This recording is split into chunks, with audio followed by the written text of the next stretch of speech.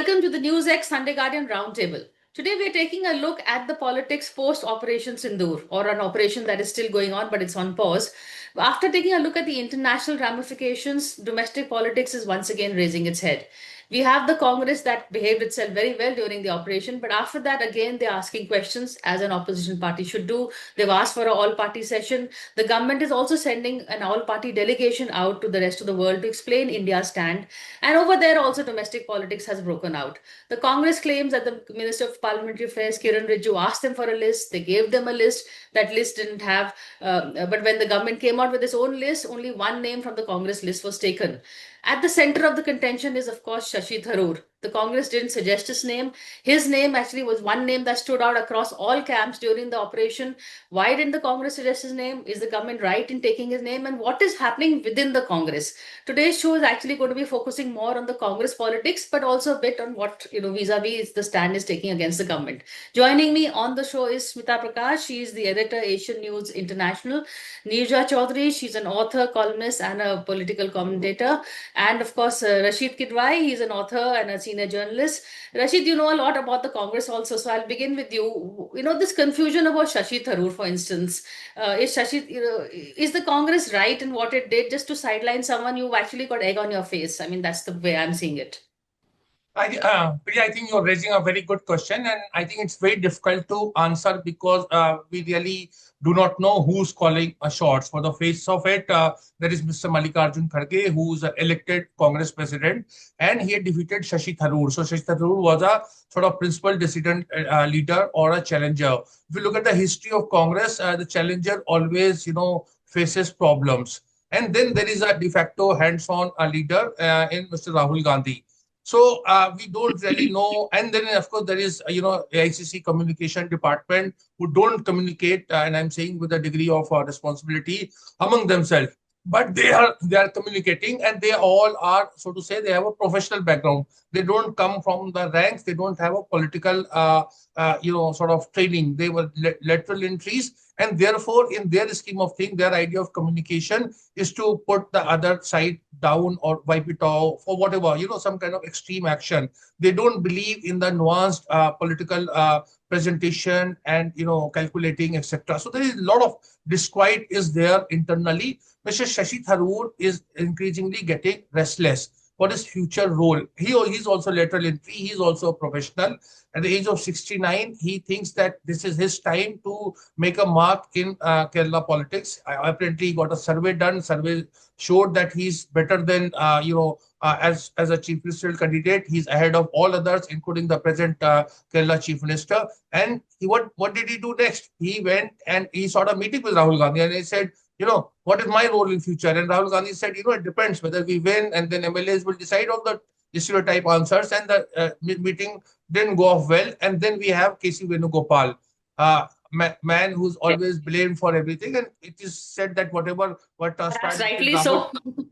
meeting, it all leaked to press. So, Mr. Shashi Tharoor is effectively sidelined. But in Congress culture, it's typical pehle aap. Congress would not act because Congress knows Shashi is an elected MP, and if he resigns, then there will be by-election. The BJP is not a player in state politics as of now in Kerala. So there is a lot of what I would say monkey tricks that are being played, and that is having a reflection on national politics. And if I may say so, on the on the country also, it's a reflection on the country because Mr. Jairam Ramesh leaked that information of that 4 MPs when things were sorted out.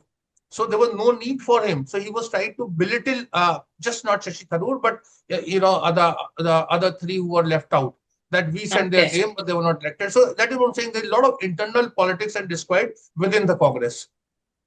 Okay. Smita, I began with a micro picture instead of the larger picture. So let's stick to the problem of Shashi Tharoor and then we'll go on to the opposition politics. Your take on, is Tharoor playing a selfish game of politics also? Because, there is a party line at the end of the day. Nobody in BJP would have dared to speak out of turn or, do something against the party line. Nobody in BJP, I don't know. Since we're talking the Congress and not the BJP, let me just say, in BJP also there have been cases, but Shashi Tharoor is unique in what he is.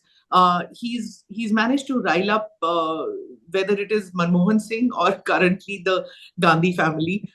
several times. I remember one visit of Manmohan Singh when he was traveling abroad. Again, he said something, and then there was a problem. He had to be shifted out, and he was liked by Manmohan Singh a lot, but I think Dr. Manmohan Singh was exasperated with this continuous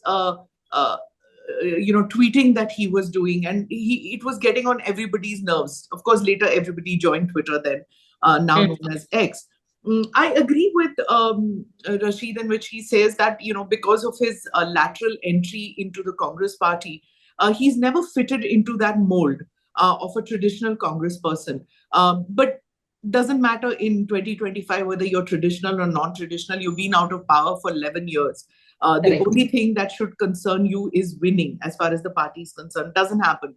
Tharoor is, besides being a lateral entry, and besides the fact that he has played this tightrope, of being a congressman and yet being this world politician, and being a post-ideology politician, I should say, because in certain matters, as we have seen now, he takes the side which may not be with the Congress, but for a national cause or whatever. So he's been that, and he's played. Well, Rashid says it's some of his antics could be in that monkey tricks department of the Congress party. I would say it's more of the tightrope walk. He has always done that, always played that, even when he stood for election against Sonia Gandhi. Now everybody remembers what happened with Jitendra Prasad when he fought the election against Sonia Gandhi. He didn't last long, just a couple of weeks, if I'm not mistaken. But Shashi Tharoor doesn't want to go down that path of what happened to Jitendra Prasad. So, I think his age is not on his right side to wait for the next election, general election. He has not got his due in the Congress party. I say that with respect to whoever is in the decision making of that party. But he certainly has so much more talent, could have been used so much more. For all the debates that happen, they give him that 11 o'clock slot or 1 a.m. slot, whereas he's the person who should be there up front. Fabulous debater, parliamentarian. He's a good guy. He can do that. So I think he's respected now across the board. He has shown his value, and there are several in the party who have done that, right? And they managed to make the shift. Ideologically, they managed to make the shift, and I don't think Tharoor will have a problem in making that shift if the time is right. Neerja, you also written a column on the problem called Shashi Tharoor. If I may, hyphenate Manish Tiwari with Shashi Tharoor and take Smita's point about how the Congress is not promoting people who are articulate, people who can argue its cause for whatever insecurities that even Rashid spoke about. So where does people like Tharoor go from here? What does it say about the larger state of the Congress? Tharoor is at the moment, what I call the Tharoor Factor is a very interesting phenomenon taking place.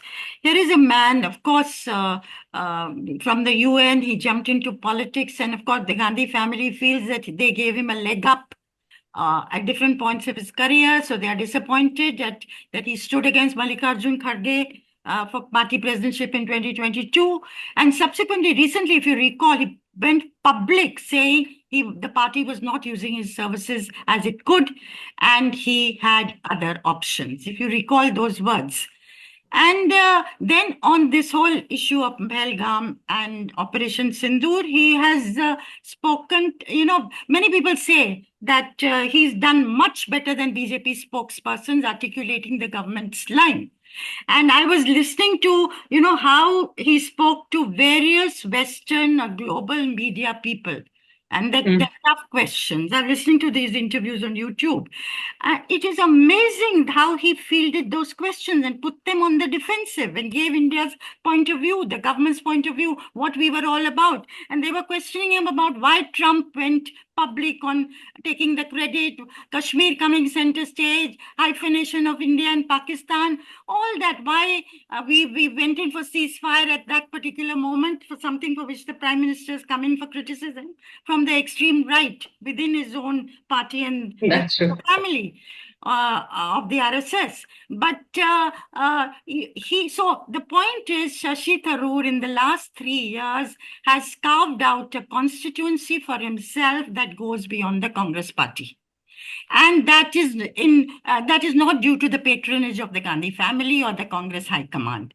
So, okay, he has a following amongst the intelligentsia, has a following amongst the professional classes, a section of the middle class. Young people look at him, many in the South look at him with regard. So, given that, this doesn't mean it's going to be easy for him to start a party, were he to think of it. But he is in a very interesting position, and I say this: if anyone who has come center stage of opposition politics after Pahalgam, Dr. Shashi Tharoor. And that may also be, what he is saying. I mean, he talks about bipartisanship on issues like security issues, national interest issues.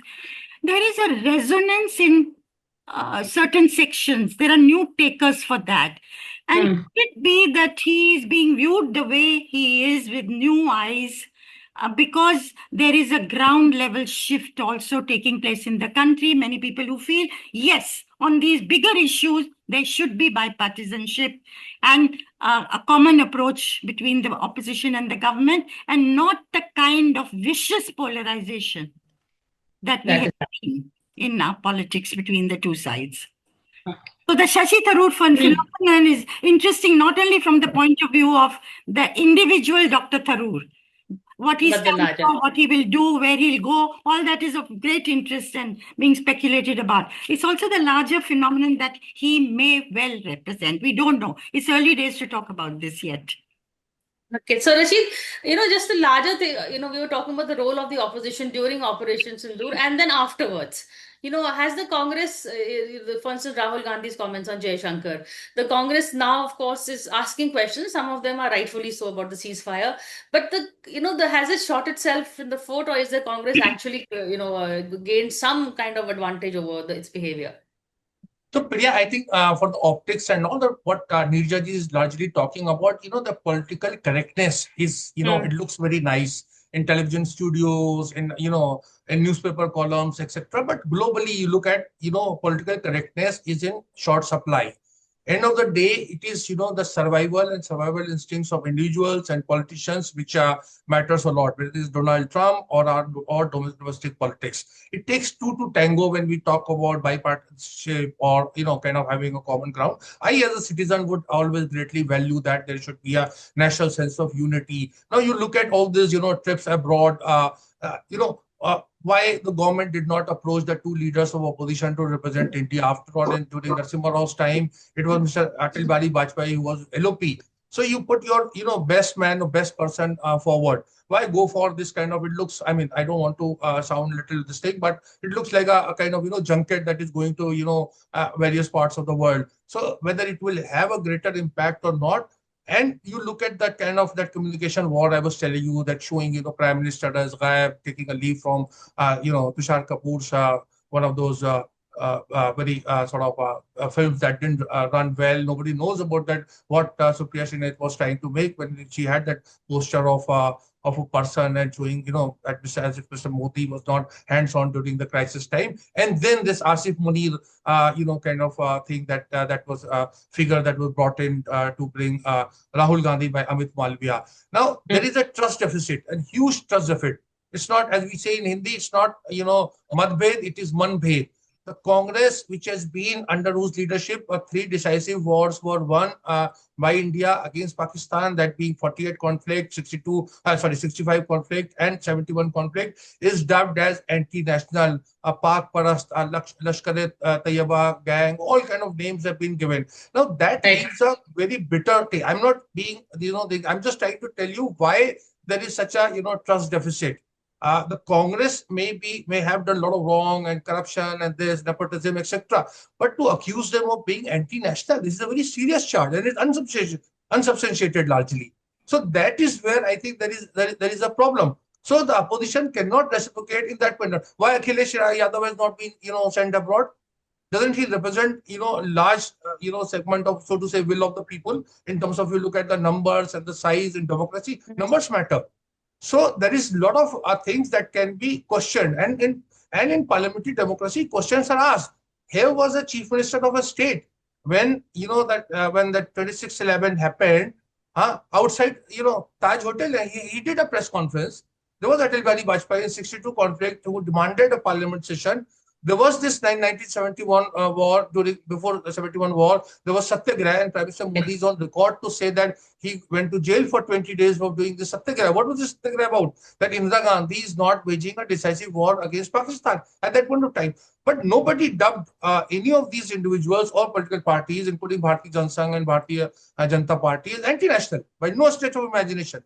Even if we look back, we cannot say that Vajpayee ji was indulging in any anti. So what I'm saying is there is a lot of rhetoric is there, and people lack that kind of sincerity as a nation that we would need at this point of time. That's a good point. I'm going to take a quick break and come back and go to Smita about, the rhetoric is at an all-time low. What do you make of that? But after a quick break. So stay with us.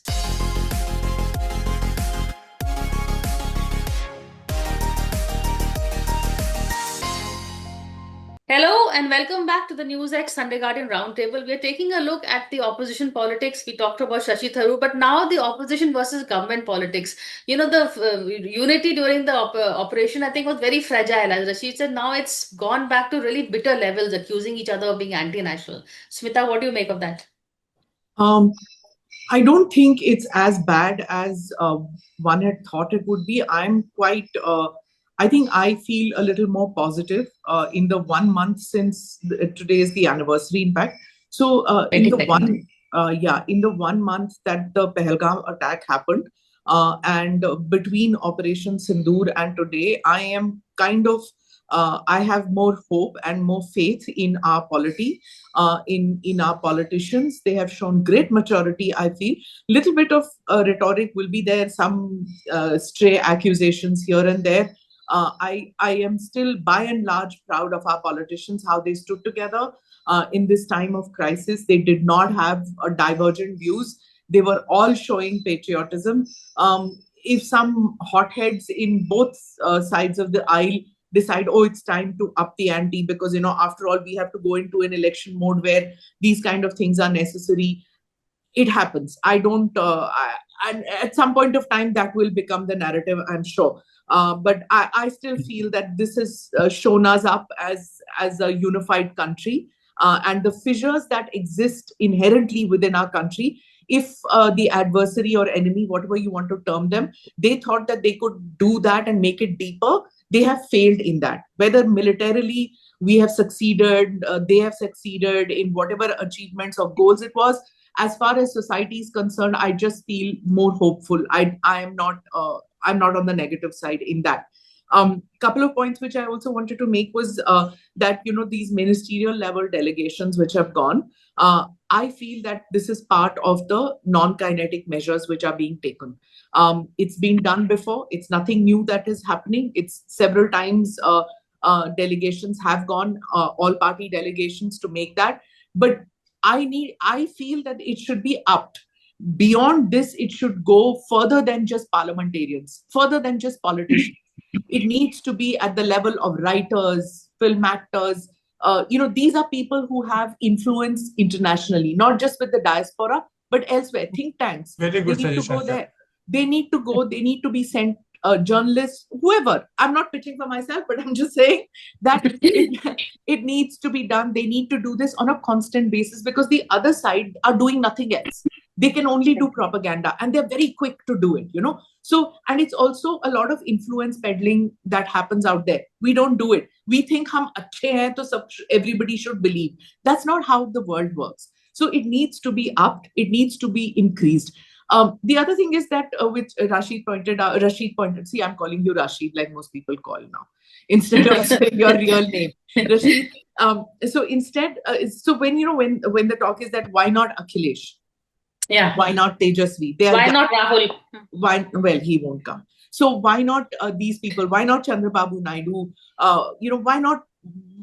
And from Kerala, why not people who matter? Like, okay, Britas has gone, John Britas has gone, but why not? The point is, this is not the first delegation. There will be more delegations. I think, but more than that, there are some politicians who will support the country, yes, but at the same time, they know that their support base will get affected if they go out there, because somewhere the line gets diluted. When you are talking pro India, you might need to at some point of time talk pro government of India. So their base may not like that. So their advisors will say ki nahi jaiye, aap mat jaiye. So you don't go that. But there would have been this back channel talk between the top leader of that political party and the top leader of the government who's doing this negotiation, saying, look, we'll nominate someone else, maybe not our iconic leader, maybe number 2, number 3, or whatever. See, Mamta won't go, but if she sends her son, it's fine. Mayawati may not go, but if she sends her nephew, it might be fine. So these things matter. So you don't need to, and the BJP doesn't need to say, oh, Akhilesh doesn't want to come. Oh, Chandrababu doesn't want to come. When you do that, then you're showing a fissure.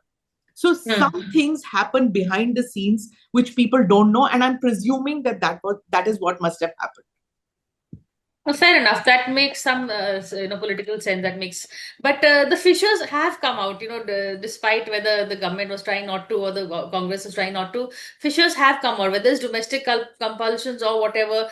How do you see the interaction between the government and the opposition post the operation? Now, now they're coming, they're asking questions. The way they're asking questions, the social media battles that are taking place. We know it is to be expected in a democracy. Once the operation was over, so-called war was over, it wasn't called a war. It was natural.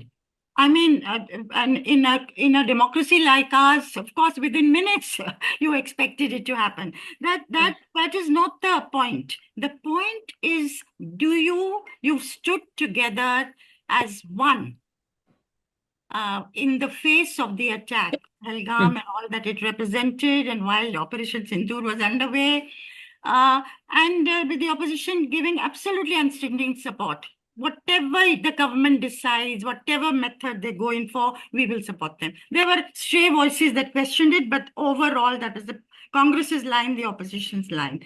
Then within days to have each other, calling each other and questioning the patriotism. This is, you can criticize very sharply. I have no problem with that at all.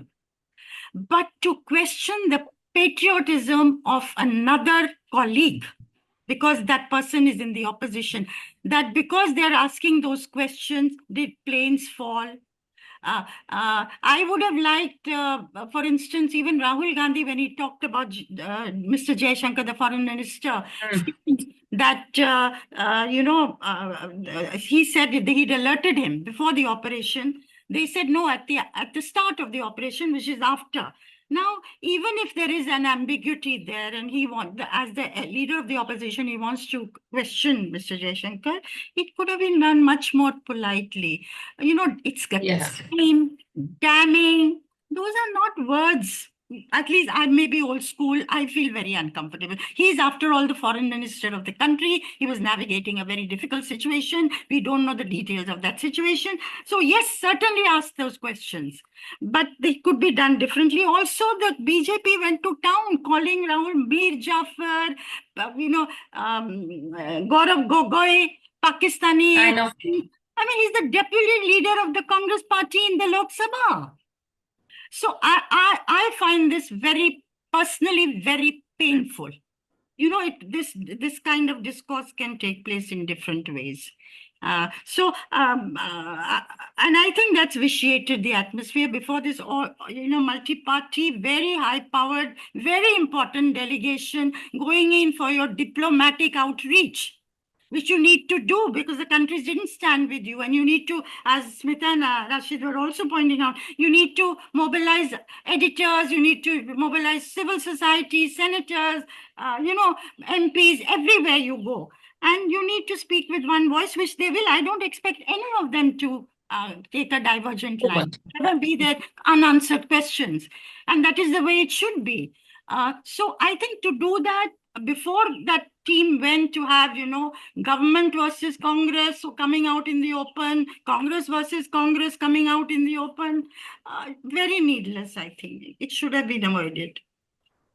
Okay, quick round of one more question. Rashid, we've seen the politics of war is now being played out, the theater.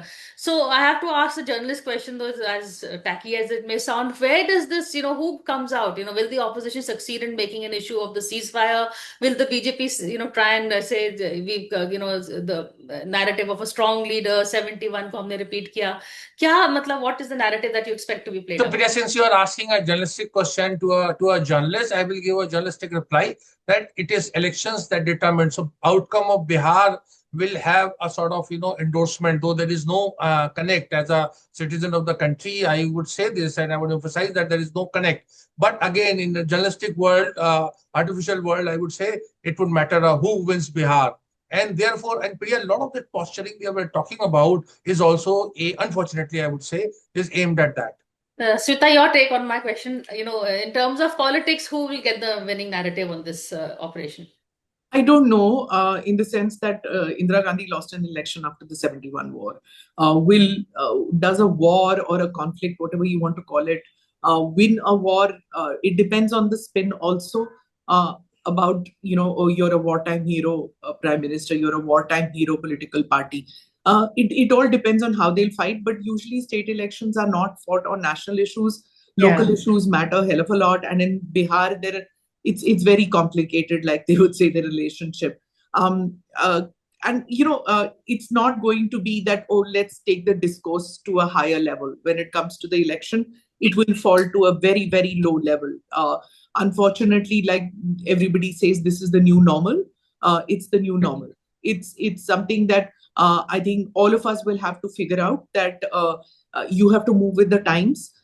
Many people who are on social media get offended. Ki, Arey, matlab, I have put so many years in journalism, and Johnny come lately, marketing executive in some form, you turn around and you think you know more than me.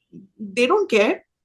They will use that kind of language. And these are also, you will see them when you are out, shopping or whatever, because that ageism factor is gone. So it's also the language that is being spoken. What we spoke to our parents is not the kind of language that our children speak with us. They are more forthright. Okay. Right? So when we were growing up, we were told by our parents, अरे हमारी तो आवाज नहीं निकलती थी अपने parents के सामने. And we said, नहीं निकलती थी तो आपकी गलती थी, हम तो बोलेंगे. Right? We used to talk like this. Now our children are one step ahead. So that translates into the work sphere also. We would call our bosses as sir, ma'am, and stuff like that. That changed, right? Everybody calls each other by their first name. The Guru Shishya Parampara has changed. So at the school and college level, those things have changed. They don't stand up and say good morning, ma'am. Those things are changing. So this is the new normal, where using everything in your armory to win an election. And I think the Congress is just about waking up to that they will play the dirty game just because there are other parties playing it. So it comes as a shock that there's this grand old party which is using words and using everything in their armory. Nobody spoke about a foreign minister or an external affairs minister like in the past, like the way the Congress did this time about Jaishankar.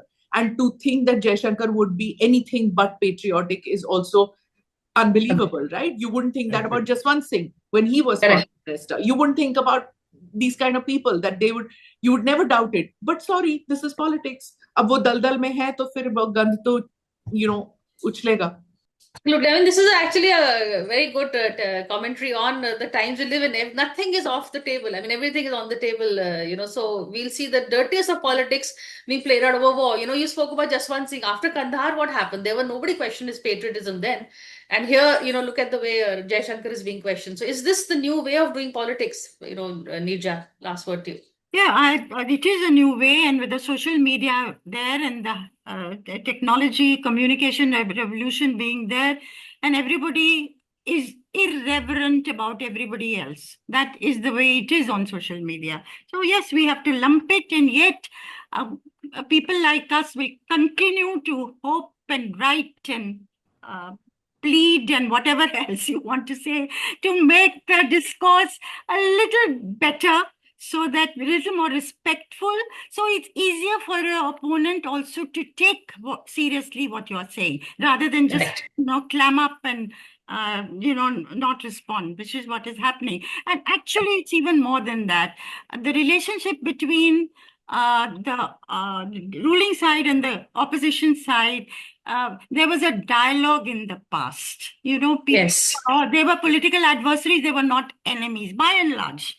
Now there is a lot of bitterness and distrust, and therefore that working relationship, that in a crisis you can pick up the phone and say, should we do this or that? Those things are done behind the scenes, quietly done.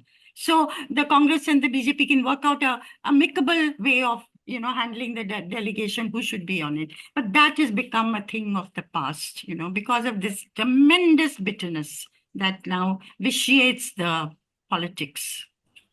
And the dialogue is not happening on the floor of the house, but on Twitter, where everybody's scoring personal points. That's part of the problem also. That's a new town hall. But thank you so much for this conversation. And we're going to hopefully have more with all of you back again. But thank you for now.